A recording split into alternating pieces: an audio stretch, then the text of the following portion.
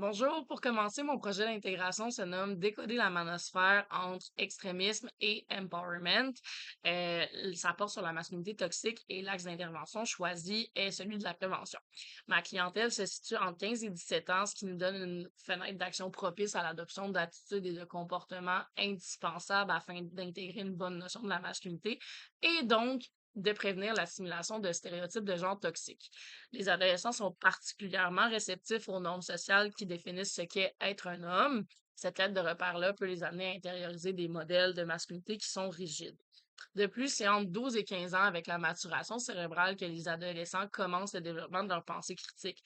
Toutefois, à 15-17 ans, ils restent vulnérables aux discours ambiants, dont ceux des influenceurs en ligne. Pour le milieu hôte, j'ai choisi une maison des jeunes proche de mon cœur, l'Exode à Limoilou que j'ai fréquenté quand j'étais adolescente. Donc, ma tâche a été allégée et par ma connaissance directe du milieu, en fait.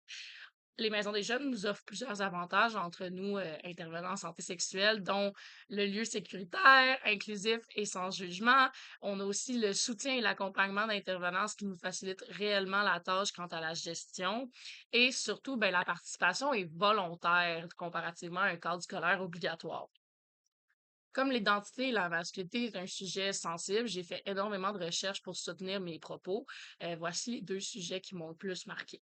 La masculinité hégémonique, c'est une théorie en fait qui explique le concept même de la masculinité. Donc, qu'est-ce que c'est, pourquoi c'est, etc. Elle change à travers le temps et le lieu où on se trouve, ce qui prouverait en fait que la masculinité n'est ni innée ni universelle et que c'est vraiment une construction sociale. Les hommes performeraient en fait celle-ci par des rôles, des comportements, des attitudes et des croyances en fait que la société voit comme masculins. Ce qui peut devenir toxique, c'est quand ces comportements-là s'apparentent par exemple à de l'homophobie. Autre concept étroitement lié, c'est la fragilité cisgenre, inspiré de la fragilité blanche sur laquelle je ne l'élaborerai pas en raison du temps. La fragilité cisgenre se veut être une réaction défensive lorsque les conceptions cisgenres et binaires sont remises en question. Cette réaction-là a pour objectif implicite de préserver les normes cisnormatives et la masculinité hégémonique face à une menace perçue. De ce fait vient l'hostilité envers quiconque et quelconque chose qui vient ébranler ces piliers, comme notre atelier, mais aussi les personnes trans, non-binaires et homosexuelles qui, de par leur simple existence, viennent déstabiliser la norme et deviendraient un potentiel danger vers les identités cisgenres.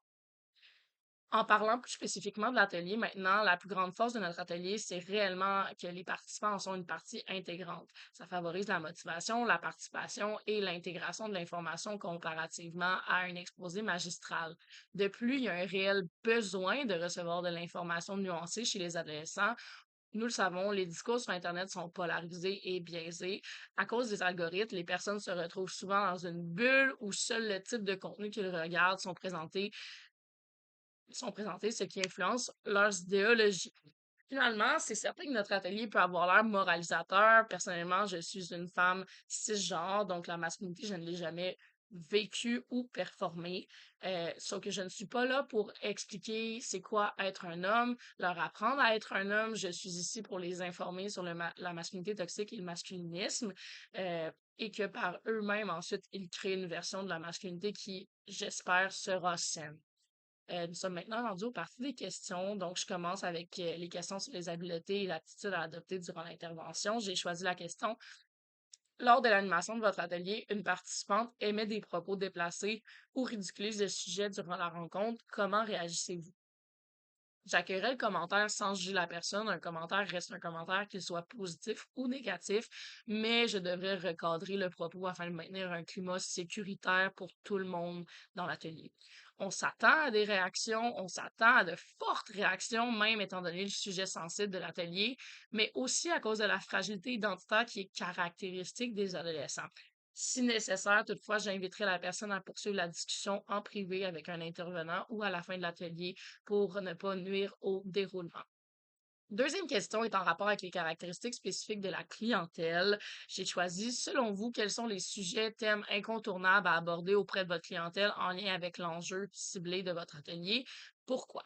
Le premier sujet incontournable pour moi, c'est définir justement le féminisme et le masculinisme, parce que chez les jeunes, c'est des définitions qui varient beaucoup, mais il y a une définition pure et c'est celle-là sur laquelle on va avoir la même longueur d'onde durant l'atelier.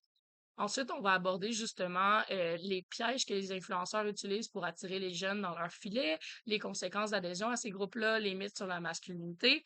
Tous ces sujets-là sont abordés pour que les ados prennent la pleine conscience, en fait, de l'adhésion à ce type de discours-là sur eux-mêmes, sur leur estime de soi, mais aussi sur les autres. Le dernier sujet à aborder, selon moi, c'est le développement de la pensée critique et comment réagir face à la discrimination sur le genre. C'est en fait le cœur même de notre atelier, de nos objectifs spécifiques et généraux. Troisième question maintenant, par rapport aux caractéristiques spécifiques du milieu. J'ai choisi quelles caractéristiques du milieu devrez-vous tenir compte lors de la planification de votre atelier et pourquoi. Personnellement, j'ai tenu compte surtout des avantages que la Maison des Jeunes offrait, dont le climat de confiance propice aux échanges. Euh, on a aussi adapté l'atelier à la réalité. Limoilou, c'est un milieu qui est un petit peu plus pauvre.